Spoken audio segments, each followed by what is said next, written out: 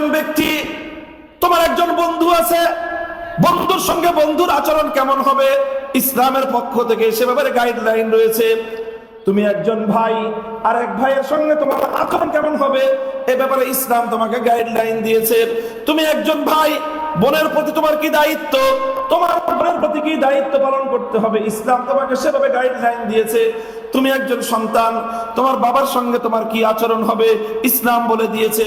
তুমি পিতা, সন্তানের সঙ্গে তোমার কি আচরণ হবে ইসলাম বলে দিয়েছে। প্রতিবেশীর সঙ্গে তোমার আচরণ কেমন হবে ইসলাম বলে দিয়েছে। ভিন্ন ধর্মাবলম্বী হিন্দুর সাথে, খ্রিস্টানের সঙ্গে, বৌদ্ধর সঙ্গে, ইহুদির সঙ্গে তোমার কি আচরণ হবে, কেমন হবে ইসলাম বলে দিয়েছে।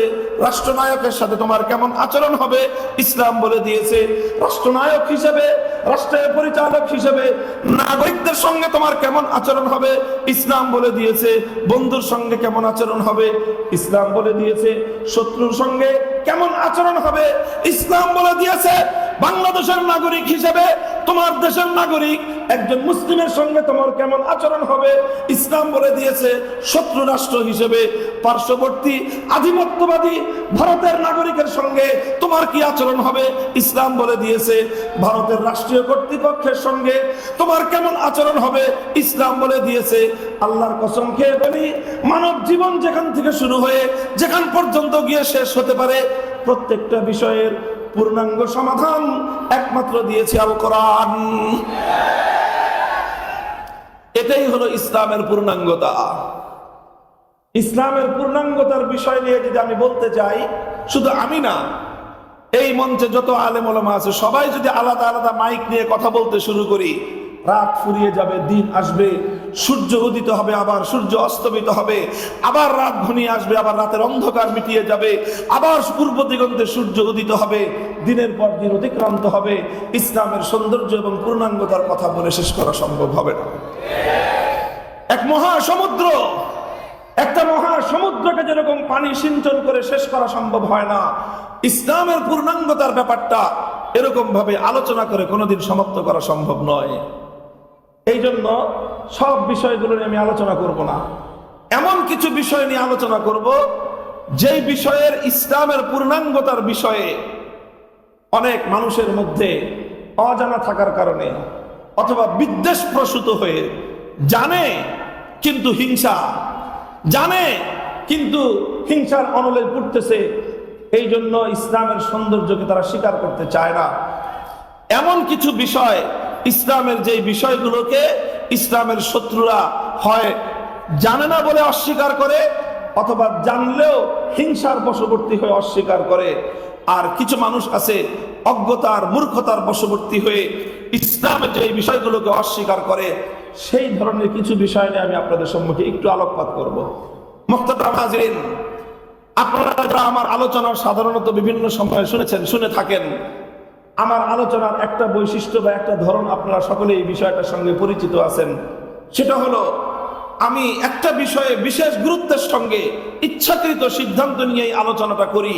সেটা হলো সমাজ, রাষ্ট্র এবং রাজনীতির মধ্যে যেই সকল ইসলাম বিরোধী কথা, মতাদর্শ সমাজে, আমার সমাজে প্রচলিত, সেই সকল জাহেলিয়াতগুলোকে আমি চোখে আঙ্গুল দিয়ে জাতির সামনে তুলে ধরবার চেষ্টা করি। রাজনীতিতে ইসলাম বিরোধী কি কার্যকলাপ আছে, রাষ্ট্র ইসলাম বিরোধী কি কি করছে, কি কারণে আজ আমার সমাজে, আমার দেশে ইসলামের এই অধপতন বা ইসলামের এই অবস্থা, ইসলামকে কেন আমরা বিজয়ী আদর্শ রূপে প্রতিষ্ঠিত করতে পারছি না, সেই জায়গায় যারা যারা প্রতিবন্ধকতাগুলো তৈরি করে, সেই বিষয়গুলো নিয়ে আমি আলোচনা করি।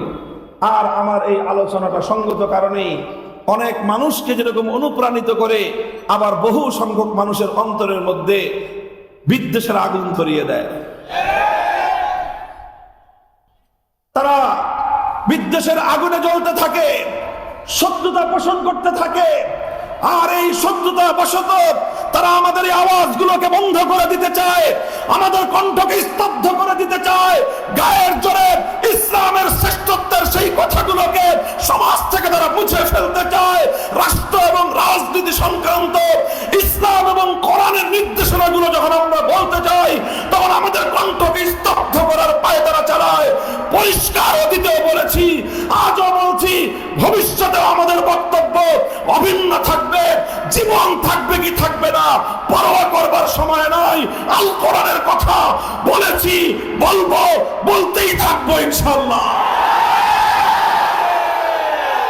প্রতিষ্ঠা করতে চাই, পরিবারের মধ্যে ইসলামকে প্রতিষ্ঠা করতে চাই, আমাদের ব্যবসা বাণিজ্যে অর্থনৈতিক জীবনে ইসলামকে প্রতিষ্ঠা করতে চাই, আমাদের বিভিন্ন প্রাতিষ্ঠানিক জীবনে আমরা ইসলামকে প্রতিষ্ঠা করতে চাই।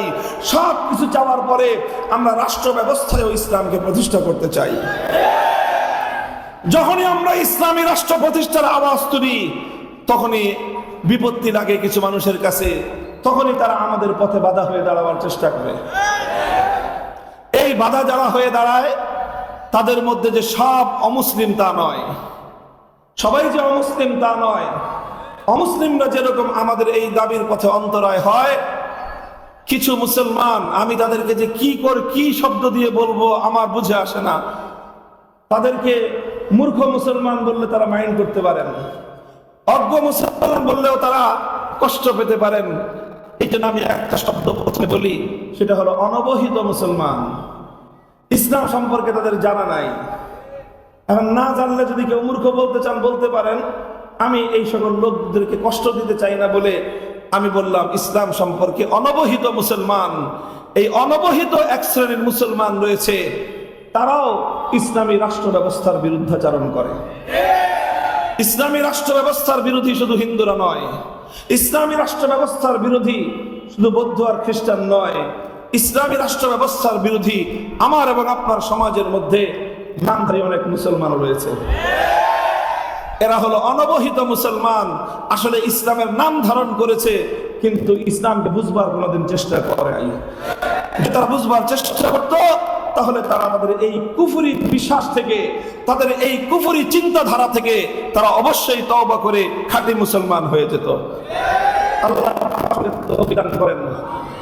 মুহতারাম হাজিরিন, এখানে সঙ্গত কারণেই আমরা কেন ইসলামী রাষ্ট্র চাই, আমরা কেন রাষ্ট্র ব্যবস্থায় ইসলামকে প্রতিষ্ঠা করতে চাই, সেই কথা আমাদেরকে অন্তত অমুসলিমদের সামনে যুক্তির নিরিখে প্রমাণ করার দরকার আছে, যাতে একজন হিন্দু, একজন বৌদ্ধ, একজন খ্রিস্টান সেও উপলব্ধি করতে পারে যে না, ইসলামী রাষ্ট্র প্রতিষ্ঠা হওয়া প্রয়োজন, তাহলে আমরাও ভালো থাকতে পারবো। আর মতো এরকম কুলাঙ্গার সন্তান পৃথিবীর আর কোন ধর্মাবলম্বীদের মধ্যে নাই। মুসলিম হয়ে ইসলামের বিরুদ্ধাচরণ করে কখনো তুমি আব্রাহাম লিঙ্কনের অনুসারী সাজো, কখনো তুমি কার্ল মার্কস, মাও জেদুং আর লেনিনের আদর্শের অনুসারী সাজো, অথচ তোমার জন্য তো সর্বোত্তম আদর্শ ছিল তোমার নবী মুহাম্মদুর রাসূলুল্লাহ সাল্লাল্লাহু আলাইহি ওয়াসাল্লাম। কথা বলেন ঠিক না বেঠিক?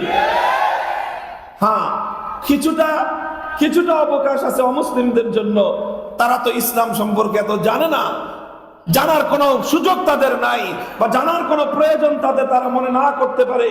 এই জন্য তারা ইসলামী রাষ্ট্র ব্যবস্থার বিষয়ে তাদের মধ্যে কনফিউশন থাকতে পারে, তাদের মধ্যে দ্বিধাদ্বন্দ্ব থাকতে পারে, কিন্তু কোন মুসলমানের মধ্যে এই ব্যাপারে দ্বিধাদ্বন্দ্ব থাকতে পারে না। যদি কোনো মুসলমানের হৃদয়ে এই ব্যাপারে, তার অন্তরে যদি এই ব্যাপারে বিন্দু মাত্র দ্বিধাদ্বন্দ্ব থাকে, এটা তার মূর্খতা, এটা তার অজ্ঞতা, এটা তার চরম গুমরাহি। এই জন্য আমি আলোচনা করব প্রথমত এই যে অন্যান্য ধর্মাবলম্বী যারা আছেন, আমাদের হিন্দু ভাইয়েরা, খ্রিস্টান ভাইয়েরা, বৌদ্ধ ভাইয়েরা, যাদেরকে নিয়ে আমরা একটা দেশে, একটা সমাজে বসবাস করি, আমরা যখন ইসলামী রাষ্ট্র প্রতিষ্ঠার দাবি তুলি, আমরা যখন জোর গলায় ইসলামী রাষ্ট্র প্রতিষ্ঠার জন্য